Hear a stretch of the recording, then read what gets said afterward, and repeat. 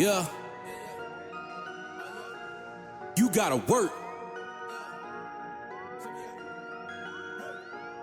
You gotta work, grind, shine, it's mine. Gotta show everybody it's my time. Getting here, you gotta work, grind, shine.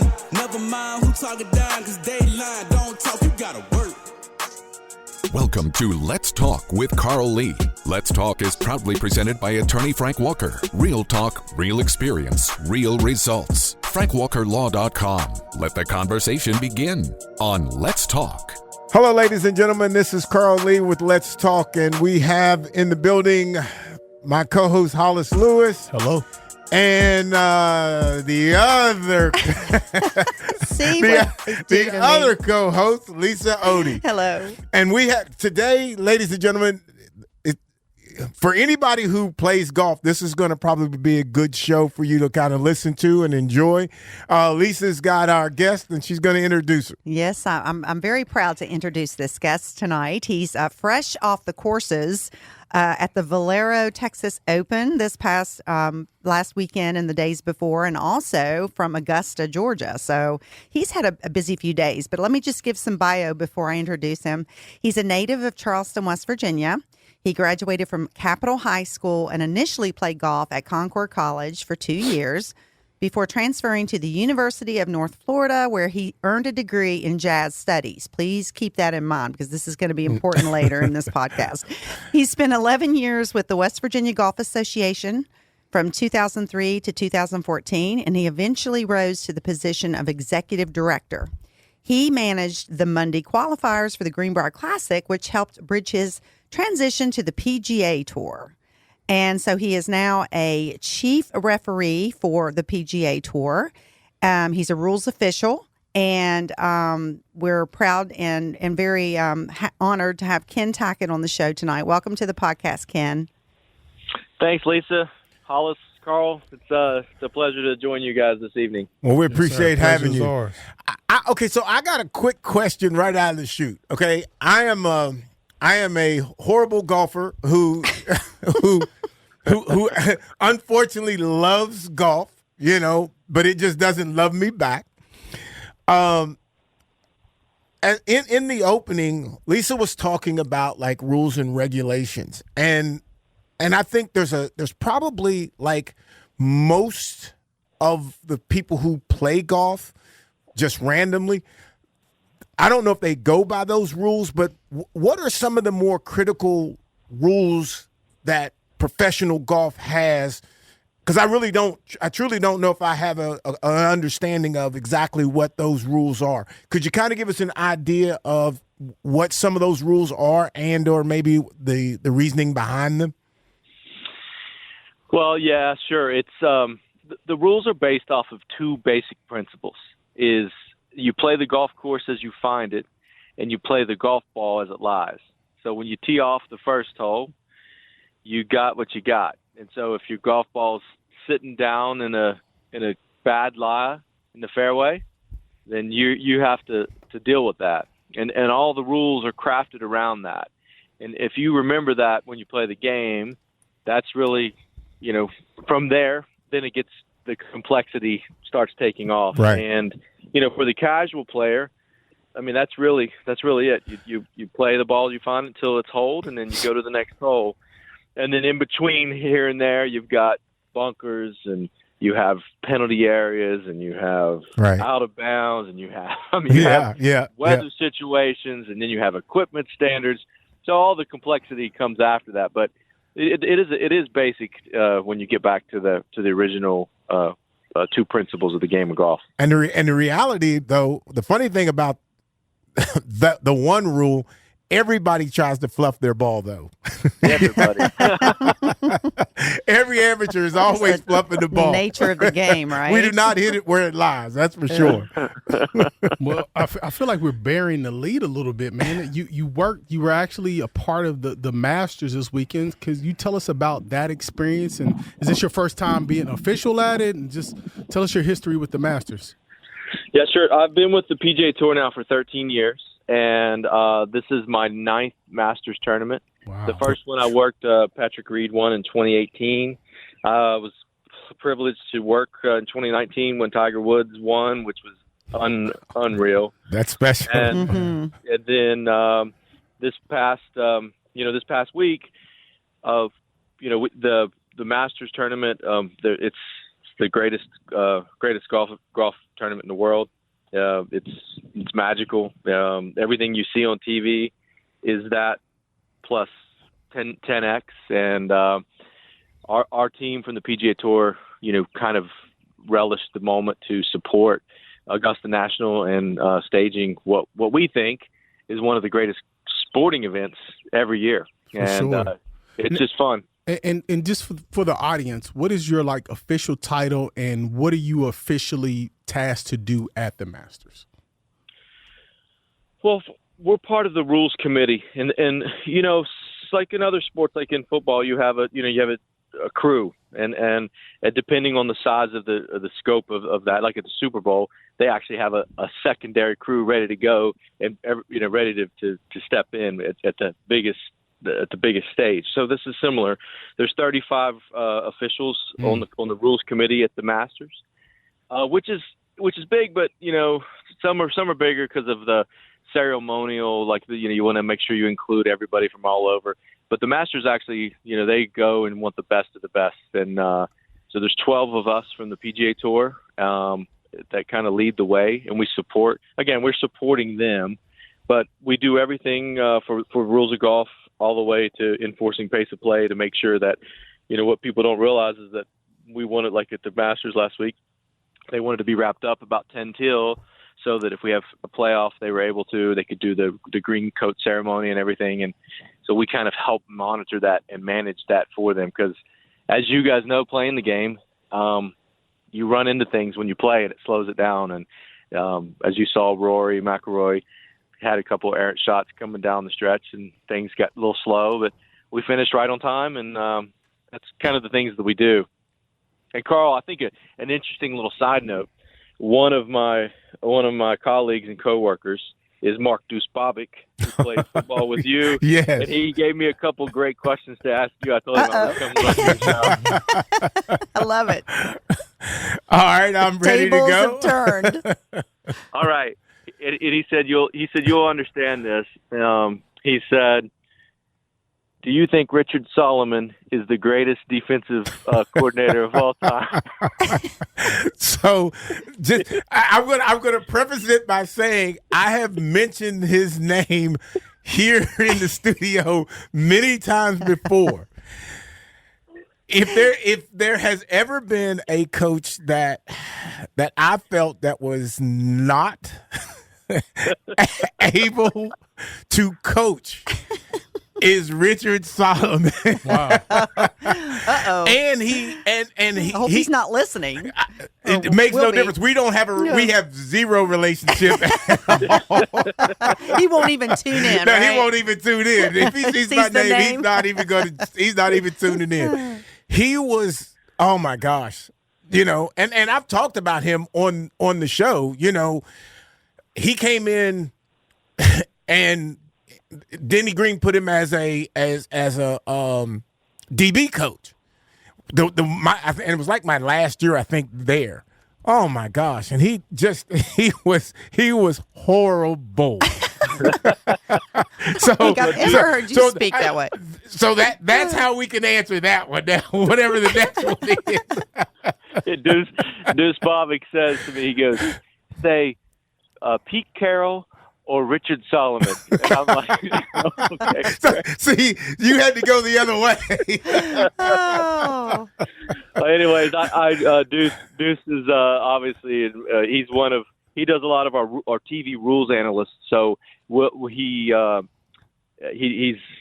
amazing at what he does, and he spends time on CBS and NBC. So when we're in a situation with rules of golf, and everybody and their brothers confused about what's going on, Deuce will kind of explain it to the world. And so again, he's like, "Oh, you're going to be on C. Lee's show." I'm like, "Oh yeah." So he was telling me all kinds of stories that we can talk about later. For sure.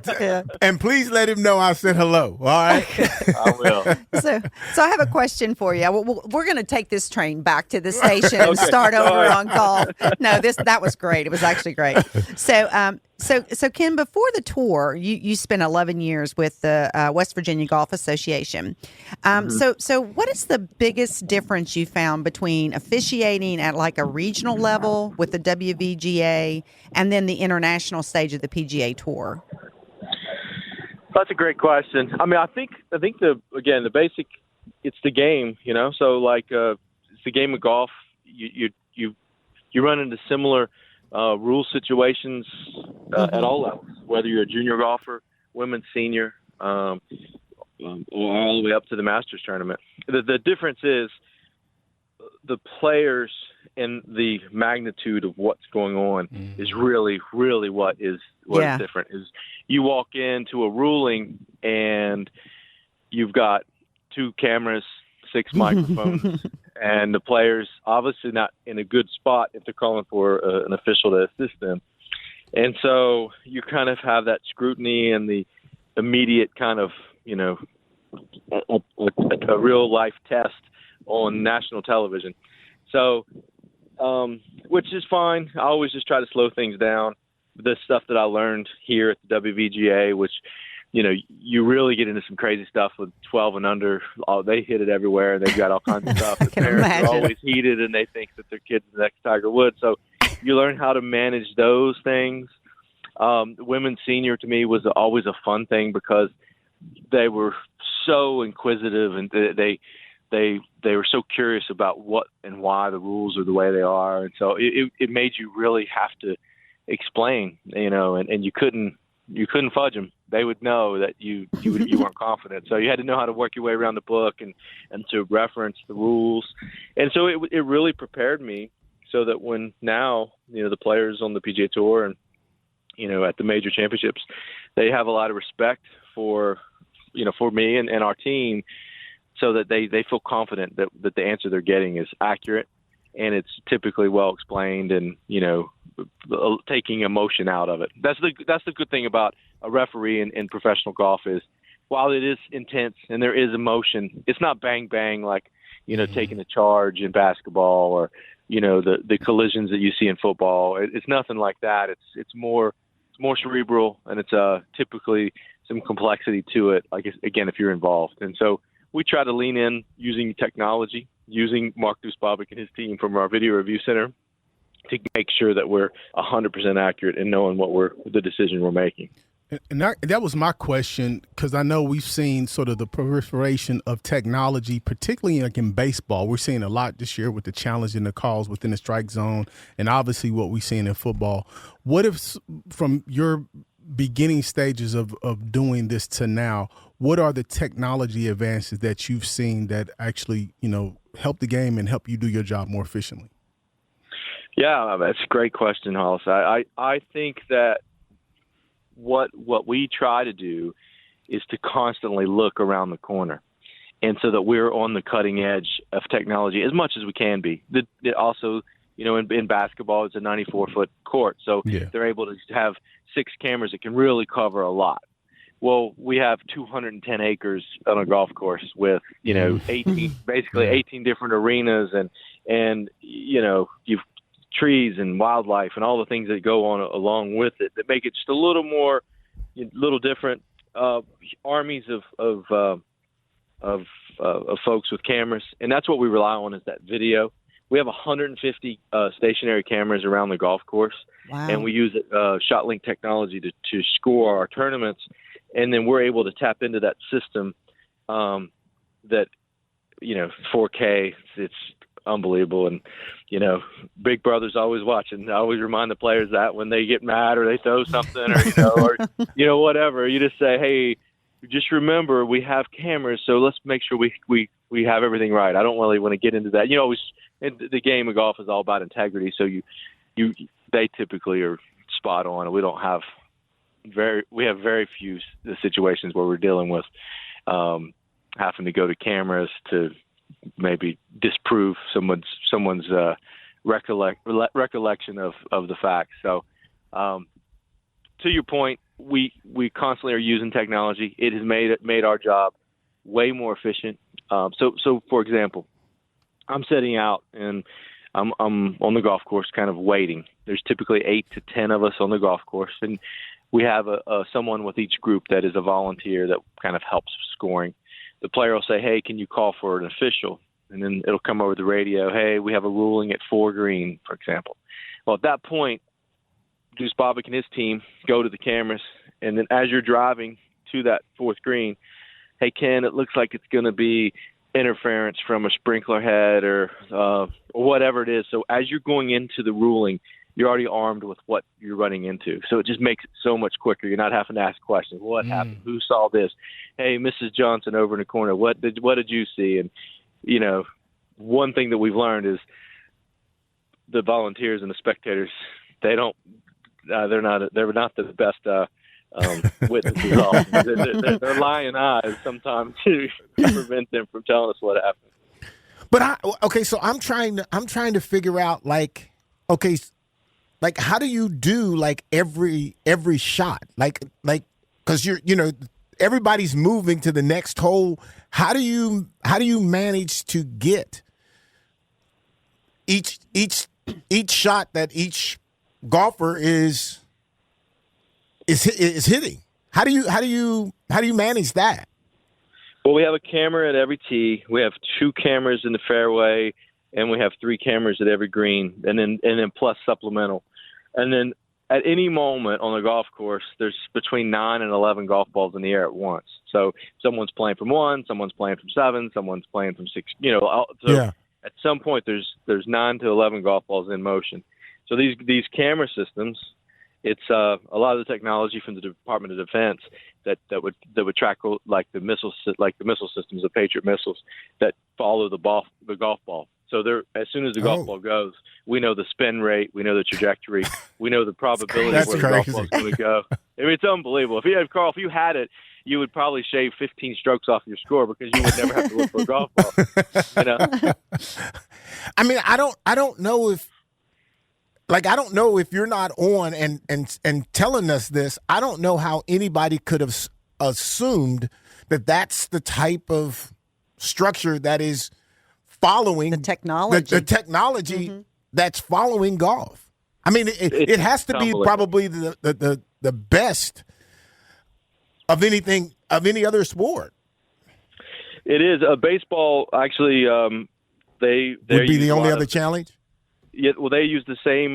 They use the same type of technology. If you watch their like when someone hits it from the bat, like whether it's drawing or cutting or they can track the same type of spin rate. It's the same technology we use, but the difference is it's one field, one ball that they have to worry about. Where, like you said, I mean, you got 70 some guys playing at one time, and you're trying to. That's the complexity that we deal with is 200 and some acres and 70 some golfers playing 9 to 11 golf balls in the air at once, compared to the other sports where it's one ball, and that's why, like you said, the technology is just outrageous, and it's so fun to be a part of because it's constantly changing, it's constantly getting better. We have a drone that our broadcast team was recognized for that technology and interaction or innovation with sports, where the drone is hovering and it captures the golf ball flight from origination to the end point, and it's amazing. I mean, to watch it happen. Drones have become a major part of sports. Yeah, all around. And almost literally everything. Like you gotta have that if as coverage of the sport. Oh yeah, absolutely. And last week was no difference. And NBC, they deploy 6 drones in San Antonio when we were there for the Texas Open, and they have the high velocity kind of speed drones that can get the really quick shots and go around the golf course and kind of give you that amazing perspective. And then they have the high-flying drones that capture these beautiful aerials that, back in the day, it would be the Goodyear blimp would be flying over, or the stationary, in a plane or something. Well, I mean, other than Goodyear occasionally, just because of that it's such a good sponsorship, those drones are just capturing magical shots. They're able to go down to a tree line and go above and show people views that they've never seen before. Last week at the Masters, there was a couple of drone shots that I saw. It's just beautiful. Yeah. So I'm gonna start the trivia game with Ken Tackett here, and we're gonna somebody might be asked this question that's listening to the podcast. So we're gonna go back to your bio, Ken. That we talked about, or I talked about you transferring to the University of North Florida, where you earned a degree in jazz studies. And so I'm not sure how many people out there in our world knows this. At least people that listen to the podcast, that you were actually a professional jazz drummer at the Bellagio in Las Vegas at one point before entering the golf world. Your band also appeared in some films, The Legend of Bagger Vance and Ocean's 11, right? So how do people and the players that you work with react when they find out that their referee has this background in film and professional music? Well, I'm only outdone by Mark Duspavic, who played in the NFL. So, I mean, between the two of us, when people ask, hey, how do you get this job? I'm like, well, either play in the NFL or play drums. There you go. It's great. I mean, one thing you said, I did not play golf at Concord for 2 years. I went to Concord for 2 years. But you didn't play golf. My roommate and principal at Capitol High School, John Anderson, was on the golf team. So I was down John. there. We played high school together, and but I left and went and got it. I was a good golfer and a great drummer. So I followed and played professionally playing drums, and we did. I still played. All the way up through COVID, I was trying to kind of balance to still keep my foot in the game of playing music. Obviously, Bob Thompson is one of my Thompson. Shout out to Bob Thompson. Yes. Yeah, shout out Legend. for sure. I just saw him last time I was in town, and he's been in my life my whole life playing music, and he's been it's like an idol. So I was able. His drummer Timmy Courts would play. Yep, Timmy Courts. Shout out to Tim. Yeah, absolutely. So Timmy had some stuff going on, and so I was able to fill in for Timmy for 3 or 4 months and spend time playing with Bob, and do that from time to time, which is cool because I was able to enjoy that moment. And then Landau Murphy, when he won the America's Got Talent, I was able to play with him for almost 11 years, doing things all around. Wow. And so, just really, really fortunate to have that part of my life, and I've being involved in I think one of the greatest games of the golf, and to play music, especially jazz and R&B, which is what the type of music that I love, and nice. It's very fortunate. So let me ask you, just on the trivia train, what is the greatest shot that you've ever seen personally? So all your years working, whether it was at the amateurs or on the PGA, what is the greatest shot you've ever? He might have missed some of my shots. He might have missed some of my shots. You're not even listening to that. Hey, man, that's a great question. These are great questions, by the way. I love it. I mean, you guys are you got me all over the place. Carl hit you around the game with what's the best rule. What's the best rule?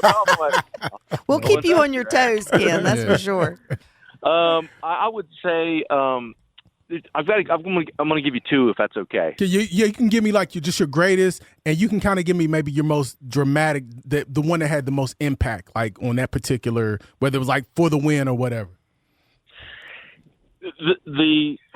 Man, I've been so fortunate to see some crazy stuff. Locally, we were at the West Virginia Open at Edgewood.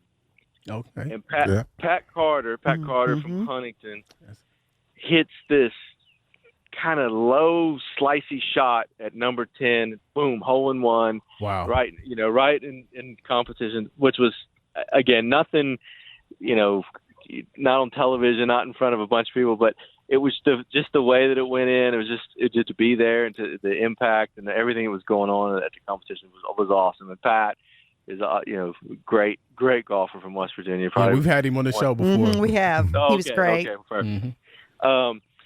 But in the professional realm, so one of my roles is I'm chief referee at the Phoenix Open, the Waste Management Phoenix Open, which is the biggest, most crazy golf tournament in the world. I mean, it's 200,000 people. It's just awesome. And I typically sit at 16 green, where all of the shenanigans go on, and just kind of be there. Yes, they do. And we had a hole-in-one the day before, and the place went crazy.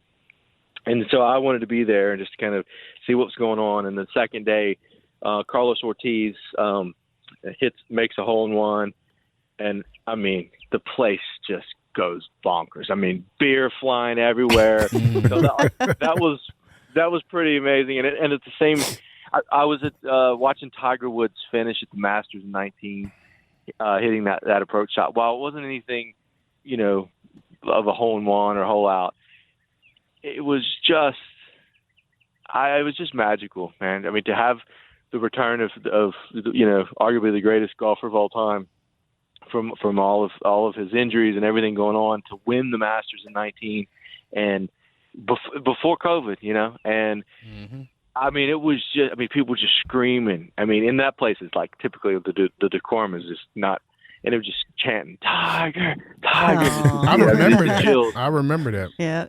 And you know what's funny about all that too? Typically, if I'm out on the course, like we're all talking about, you got to be quiet. You got to be quiet. But it really isn't always that way. Now, I'm sure when they get ready to take a swing and all that kind of stuff. But to hear you talk about like the celebration of it, like that's not really even something that I think I've ever even really seen. Oh man, y'all got to come out to Phoenix if you want to see some.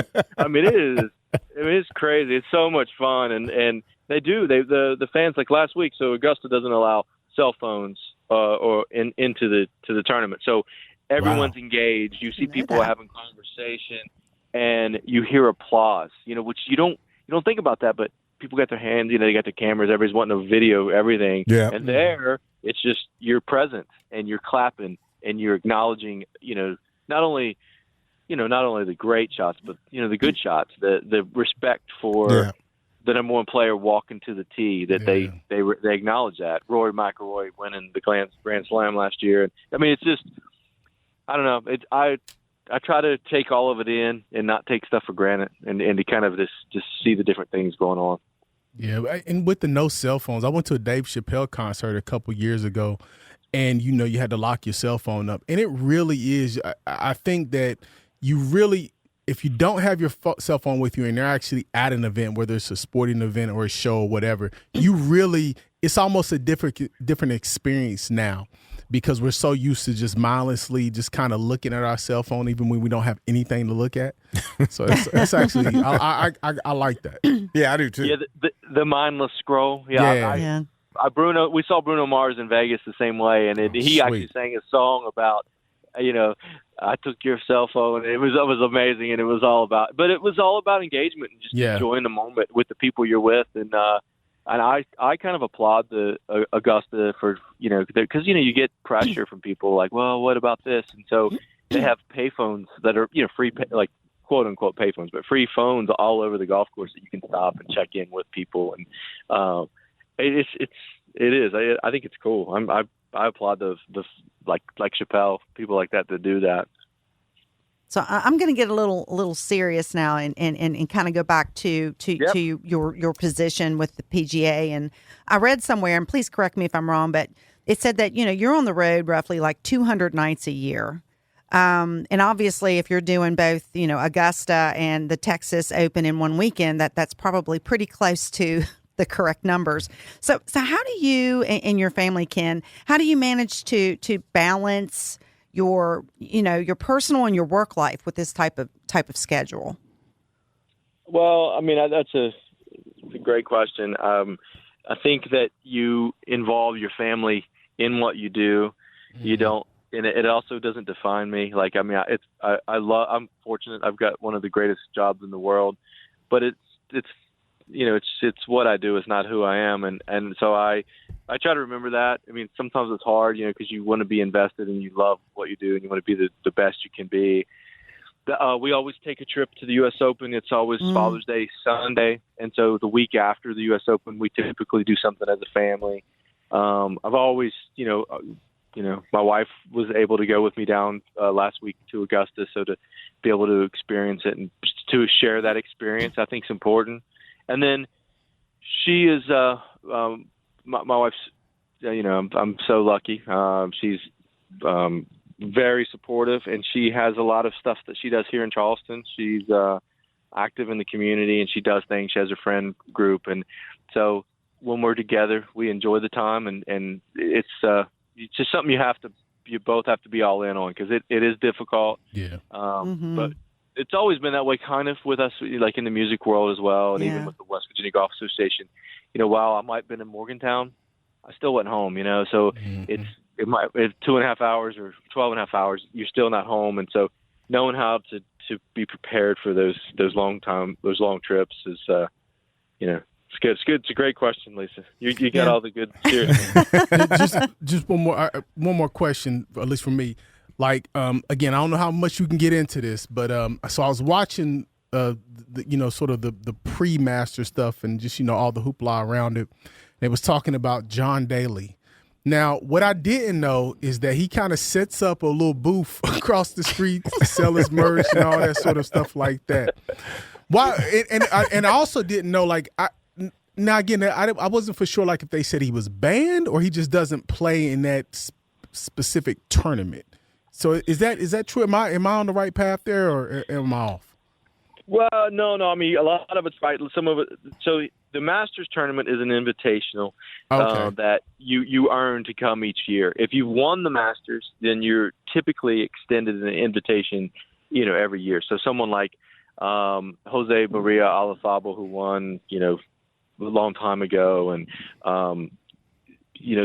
Freddie Couples won. Gosh, I don't know, 1990, 91. So he still plays. So that you kind of have that cool connection to the senior golfers. It's a legacy. To legacy, yeah. Correct. And so John won the British Open Championship and the PGA Championship. He's obviously one of the most famous and popular golfers in the game, and so therefore he goes to Augusta every year, and he kind of does a little bit of a road show where he spends time with his friends. He signs autographs. He does, he does all those things. He monetizes his likeness, but at the same time, he celebrates the game that he loves. I mean, he's obviously a fun partying kind of guy. And he's one of one, but he also respects the game, and he loves being a part of the whole world of golf come to Augusta. Nice. Yeah. So, and by the way, James Brown is from Augusta, so I'm like, I want to go down and do all that stuff too, man. So I love it. Oh my goodness, we're about to let you go, Ken, but I just have one more question for you, and that is it's concerning Christmas cards from Davis Love III. Do you get those every year after the Honda Classic? That's great, man. You did your homework too. Just tell us a little bit about that. She's the one who goes through. She does all the digging for us. Right? Oh, I love this. But please, just do a little condensed, narration of what happened. Yeah, look, when I first started out, I had. Like in West Virginia, we don't have fire ants like they do in the South. Yeah. And we're down there, and Davis has a ball that's up against a tree, and his only play is to kind of chip out sideways. And he's trying to look at it and see what he can do. And he's like, Ken, I think I've got fire ants here. And I'm like, well, I don't see them. I don't see anything. And we have these little tricks where we can kind of check to see if there's fire ants. You drop something beside it, and they jump out like they're ready to fight, and you kind of know, okay, well, these are fire ants. These are not sleepy. And I'm like, well, Davis, you're from Georgia. What do you think? He says, no, I think I'll play the ball. And so he didn't take the drop. So it was good. But Davis is one of the legends in the game of our game, and we have a great relationship. That's So good. I could tell stories and stories and stories. About I just had to make a crazy joke. rulings. Yeah. No, that's good. Oh, yeah. Well, Ken, we appreciate you coming on, man, and best of luck, and hopefully we'll get you back again soon. Absolutely. Thank you so much for having me. All right, thank thanks, you. Ken. Have a good Appreciate evening. Get some rest. All right, take care. Bye-bye. All right, ladies and gentlemen, we're going to take a quick break, and we'll be right back. Let's Talk with Carl Lee is presented by attorney Frank Walker. Real talk, real experience, real results. FrankWalkerLaw.com. Comment on episodes or suggest topics at our Facebook page. Search for Let's Talk with Carl Lee and remember to like the page to become part of the conversation. Let's face it, bad things happen to good people. Seriously injured in a car accident, trucking accident, or even wrongfully arrested. Life happens, and when it happens to you, you will need sound legal advice and aggressive representation. That's when you call attorney Frank Walker at 304-413-0179. That's 304-413-0179. Lock it in your phone, text it to a friend. 304-413-0179. Or visit online at attorneyfrankwalker.com.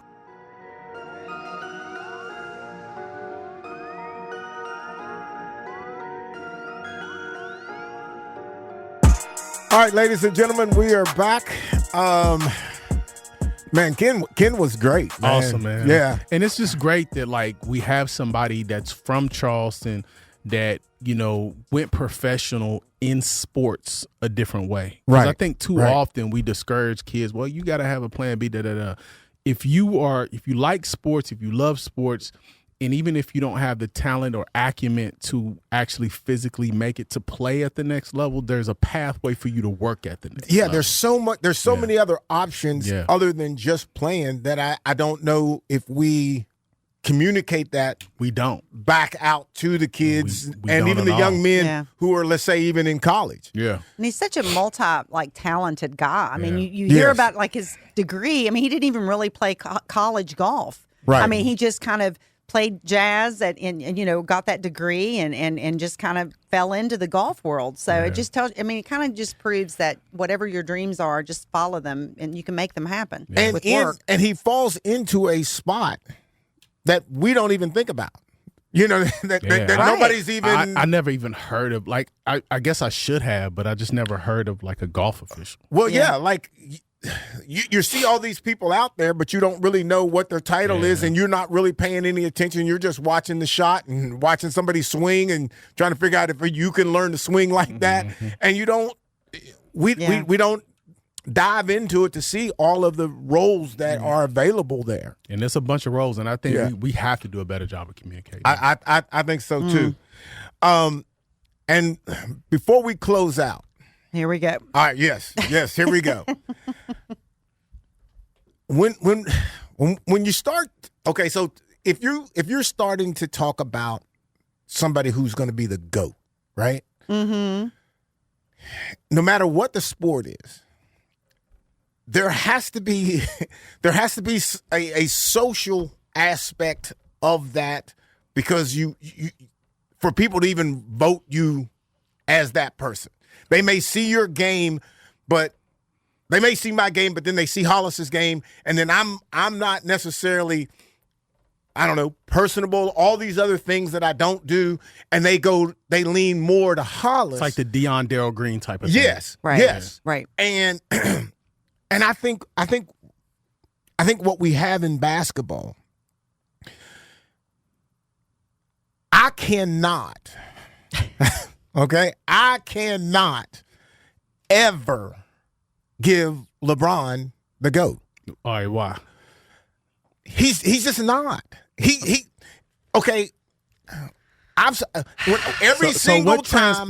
What's I think this is a transpired? personal vendetta. what but go ahead. Did Go something ahead. happen? What did he Okay, do this week? Every time that I see Personal the flops. Now, my question is, you watch him flop and you don't see anybody hit him. You see him holding he doesn't know if he needs to hold his arm or his shoulder. You see those kind of things. Does that look like the GOAT? Come on. But his records tell another story. You can. I mean, I know he's been in the game a long time, Yes. but and he is by far one of the greatest players ever to play the game. Mm-hmm. But what you do is he's messing that up with those things. Hollis, I think it's like one of those things when I don't think he again, and I hear what you're saying, and I think there's a lot of things problematic with like LeBron as far as his maybe style of play. The comments he said about Memphis and Milwaukee recently, that's not that ain't a good look. But I think when you talk about a guy like Kareem or when you talk about a guy like Jordan, there's a mystique around them, right? There's a mystique that exists that not that they were perfect or they played the game perfect, but they played in an era and they played in a style of game in which you had to be rough and tumble. Like Jordan had to go lift weights to play against those Pistons teams, right? But at the same time, the NBA changed the rules a little bit for Jordan to make it a little bit more finesse, so it wasn't just as rugged as it once was.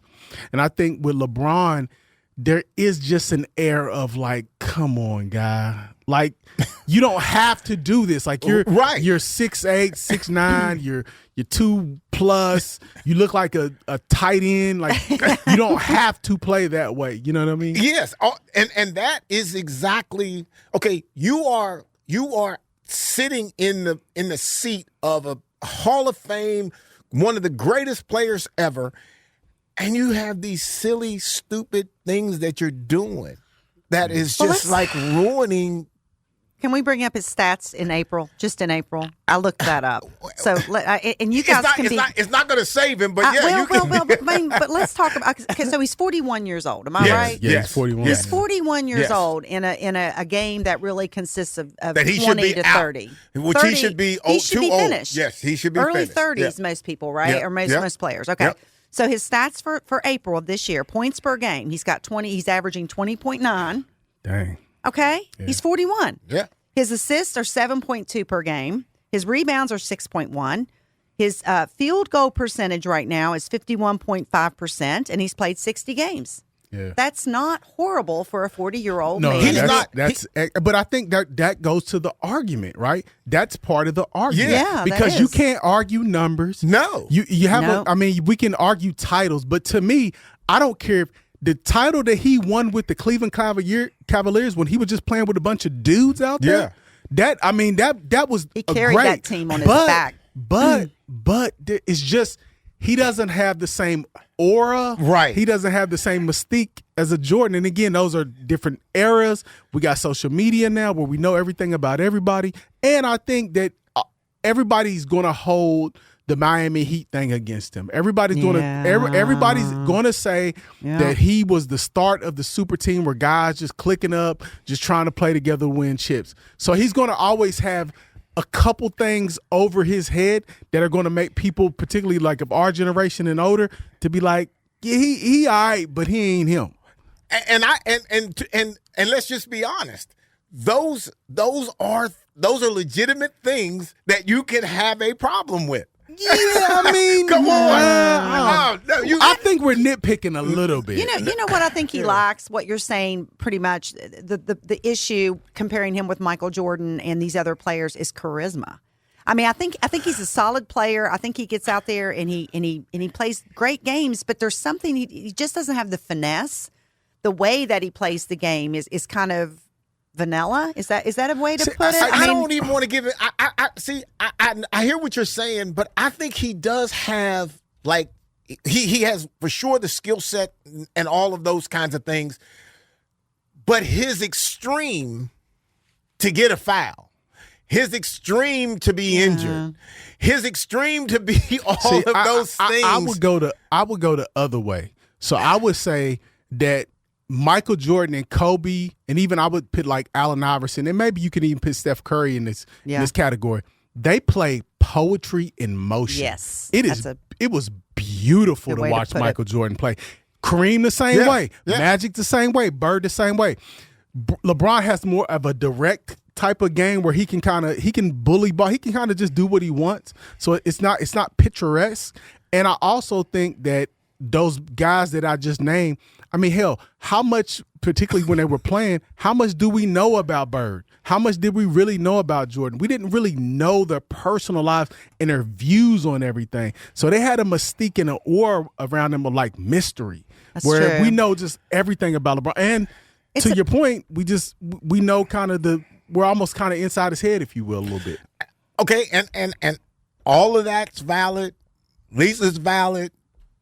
I'm going to still say that you don't like it. That I think He just I just okay. So let's say you take Michael Jordan's stats. Okay, LeBron's stats can be right there above him. Well, whatever. they are above yes. him. Yeah, Okay. I mean, So other than championships. Right. Okay. But when you watch them play, Yeah, it's no comparison. it's just no comparison. It's just, I mean, the effort, and I'm not even talking about the pretty to cute watch. stuff and all that kind of stuff. I'm just talking about the effort. He's not gonna. He's not we gonna can't fall. say that. He's not gonna fall down if Are somebody you don't questioning push his him. effort? I don't think you can I don't question think you that. can do that. I wouldn't say that. I'm saying, as a athlete looking at him, I don't think he needs to fake and fall down and hold his arm, hold his shoulder, hold his knee like it's dead, like they're going to have to come and cut it off, you know. I'm going to tell Donna when the Lakers come on to change channels for you.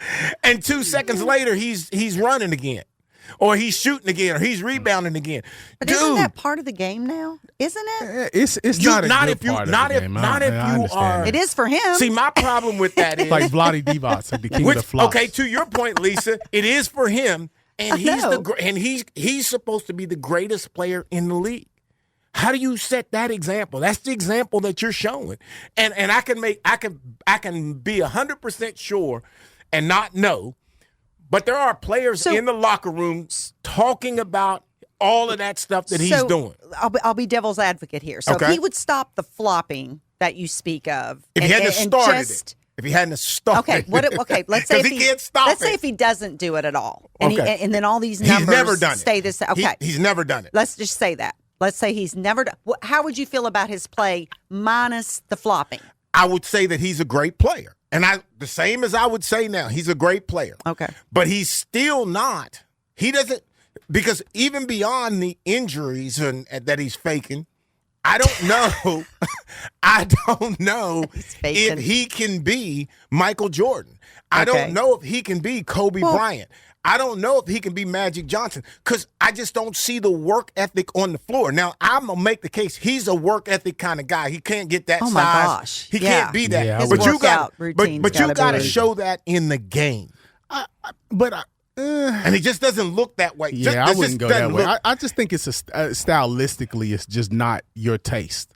I would say that. I would say like stylistically. Politically correct. I'll take that. Stylistically, the way he plays is just not I'll take that how politically you like correct. to watch ball. I mean, isn't it true historically, like in the past, like in some of the conference series, that he's kind of been criticized for kind of like giving up when their team is like Just not down taking the last or- shot. Yes. Yeah. But See, he's got a lot of those kind of things. He Right. does. But I'll say LeBron makes the right play all the time. So he'll like if the ball's in hand, he's very high IQ basketball player. So if the ball's in hand, he's going to make the right correct pass. Where Michael Jordan and Kobe Bryant at times they would force the issue. So they're going to like, man, look. I mean, we've seen They'll just take it to the rim. They're going to take it. They're going Right. to take the shot. It's like, Right. hey, put it on my back. Put I'm it on going me. to do it. Yeah. And sometimes he has been criticized for not doing that part, kind of just almost watching at times while making the quote unquote right play. Do you think he can take over a game?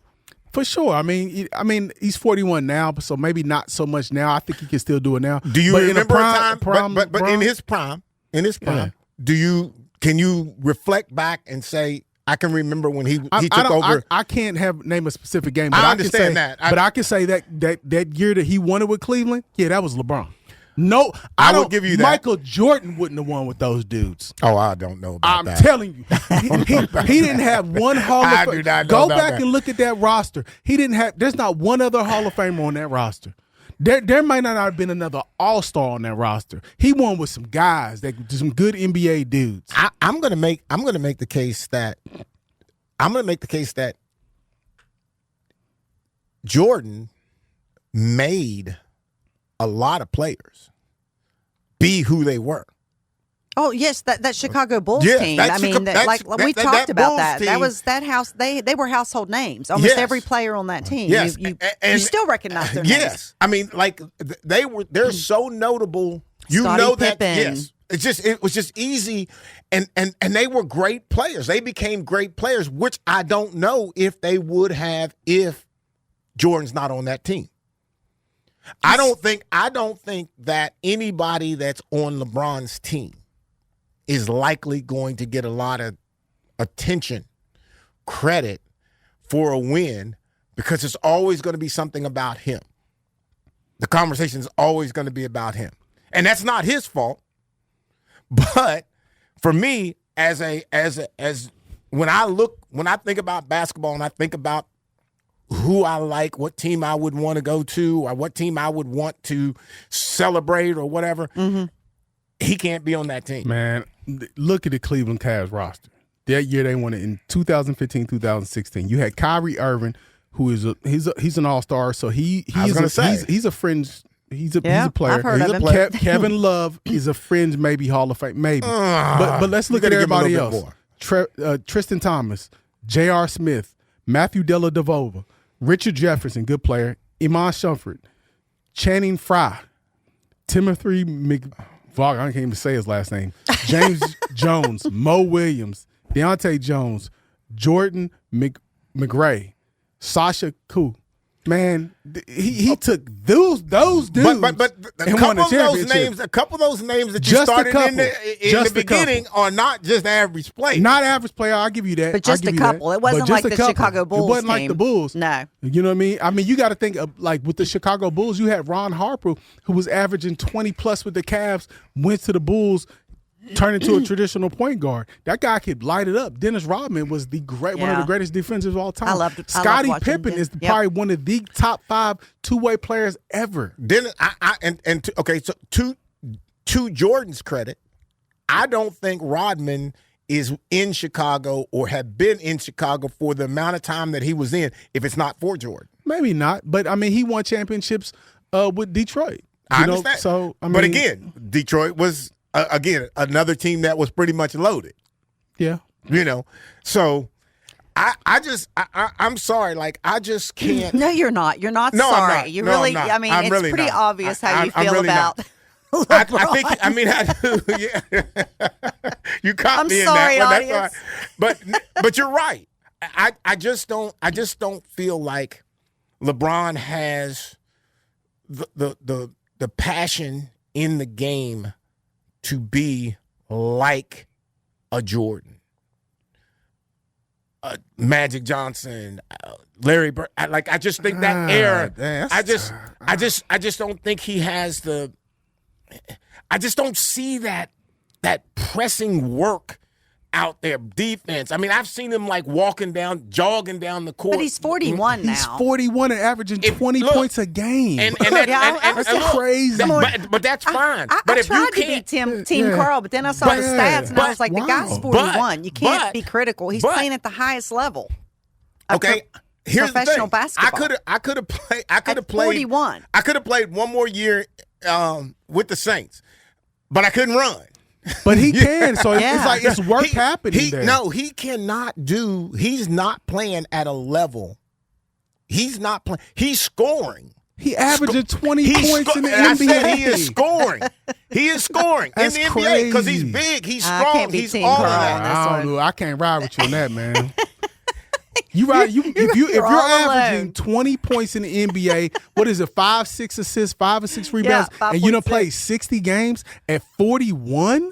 Come on. Look, I'm all for. I understand all that, bro. But if you're out there doing that, unfortunately, you don't have You just, it does not look to me that there's a passion there to win. I think you see him laying around on the ground. You see him jogging down the court. Do you know what It's else? personal. You was right. When is your it is personal. When is your birthday, Carl? February 6th. Okay, next February I'm going to get you a LeBron James jersey just for you. Happy birthday. I would highly recommend not doing that because you would be wasting money. But we got to get out of here. So I'm assuming that I have no support. Not today. Not on that, Okay. man. I like I said, You sit there all alone on that LeBron, hill. He has some definitely. I need a couple criticism, more but nah. co-hosts for next week. Just But Matt Murphy's That's might be harsh. available. Matt, you might want to get me a couple more hosts next That's week. harsh. All right, ladies and gentlemen, we appreciate your time, and we'll be back again next week. Hopefully, they will be back. We're out of here. Man.